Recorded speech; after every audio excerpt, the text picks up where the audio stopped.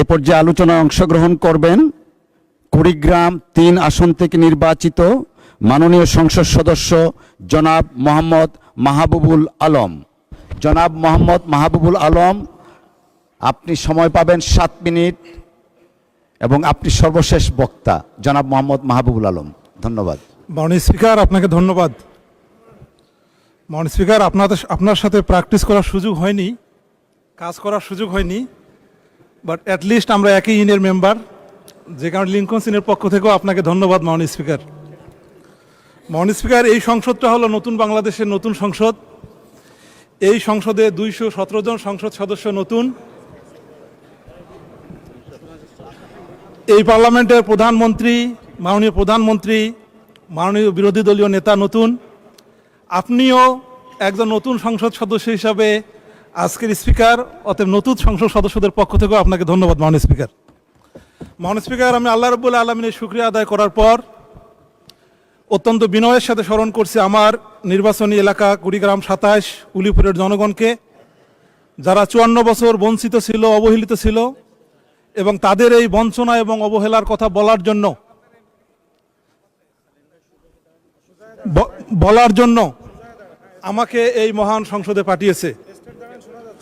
মাননীয় স্পিকার, আমি শ্রদ্ধার সাথে স্মরণ করছি ১৯৫২ মহান মুক্তিযুদ্ধ, ১৯৭১-এ বিভিন্ন সময়ে দেশের প্রয়োজনে এবং আধিপত্যবাদের বিরুদ্ধে লড়াই করে যারা শহীদ হয়েছেন, বিশেষ করে যারা জুলাই অভ্যুত্থানে শহীদ হয়েছেন, তাদেরকে আশু সুস্থতা কামনা করছি। যারা আহত হয়েছেন এবং পঙ্গুত্ব বরণ করছেন তাদের।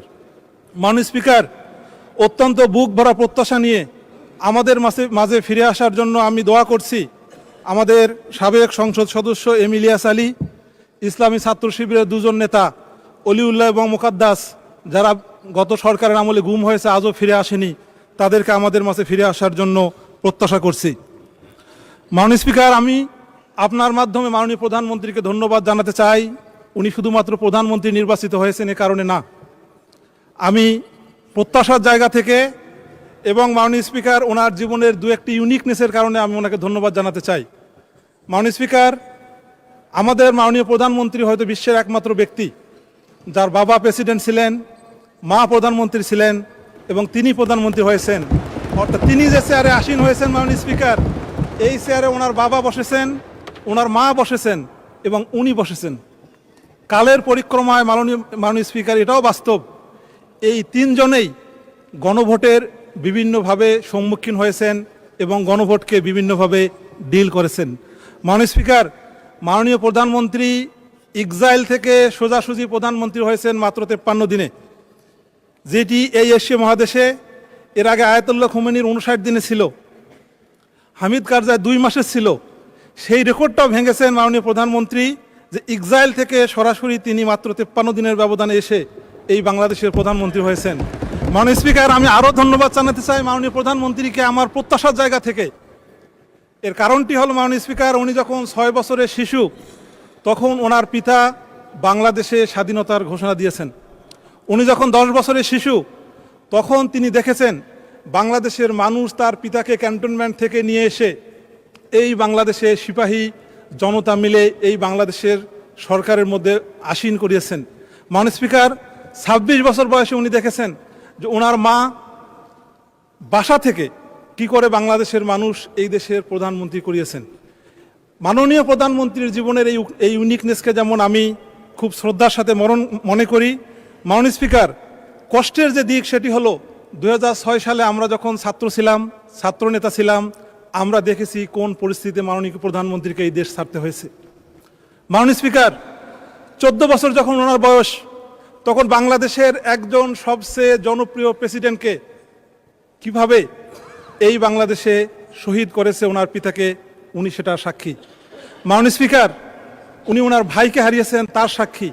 মাননীয় স্পিকার, উনি ওনার মাকে এই বাংলাদেশে অনেক বঞ্চনার জিনিস দেখেছেন, উনি তারও সাক্ষী। মাননীয় স্পিকার, আমার ব্যক্তিগত জীবনে একটা এক্সপিরিয়েন্স বলে আমি এই বিষয়টি শেষ করতে চাই।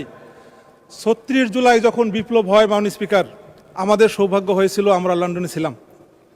২৯ জুলাই মাত্র ১ সপ্তাহ আগে সিলেট ৩-এর সম্মানিত এমপি ওয়েস্টমিনস্টার পার্লামেন্টে একটা চেম্বারে আমরা এই জুলাই প্রোটেস্টের জন্য গিয়েছিলাম।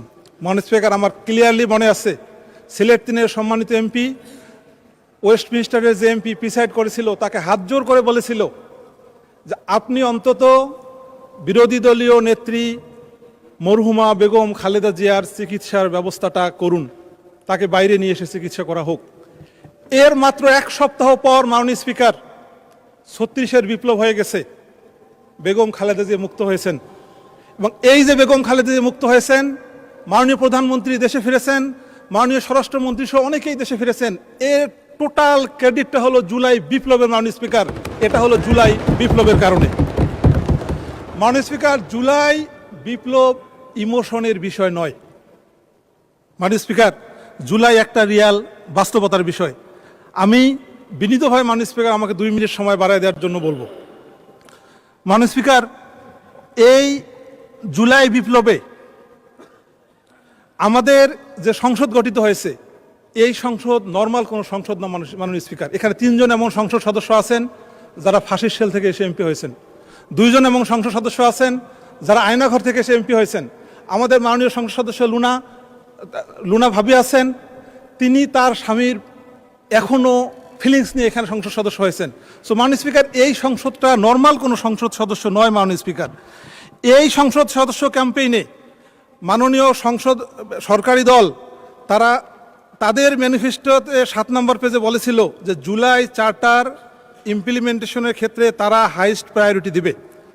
মাননীয় স্বরাষ্ট্রমন্ত্রী তিনি 5 অক্টোবর বলেছিলেন যে গণভোটে আইনের কোনো ব্যারিয়ার নেই এবং গণভোট পাশ হলে এটা অক্ষরে অক্ষরে সরকার পালন করবে। মাননীয় স্পিকার, আবু সাইদের কবর জিয়ারত করার পর মাননীয় প্রধানমন্ত্রী 30 জানুয়ারি রংপুরে হা ভোটের পক্ষে ভোট চেয়েছেন।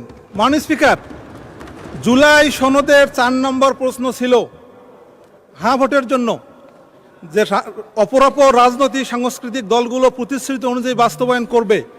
এর পক্ষে মাননীয় স্পিকার প্রায় 69। ধন্যবাদ। Right honourable member mister Mahbubul Alam.